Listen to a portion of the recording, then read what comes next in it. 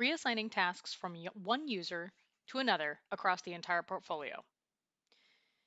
With this new feature, we've added an admin column icon looking like this little clipboard here, where we can say, I no longer want Sassy's team member to have any tasks. They already have enough, or maybe they're leaving, or whatever that might look like. I click this icon, which will then take me to the Globally Reassign Sassy team members tasks page. All I have to do is tell Project Insight who should get these tasks instead. So let's give these to Susie.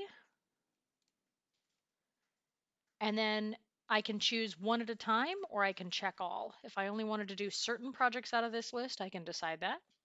And then I'll hit reassign. And it'll do all 6 projects on this list. I know that it worked because I have these checkboxes. Hit OK. And now Sassy team member has 0 tasks on this list.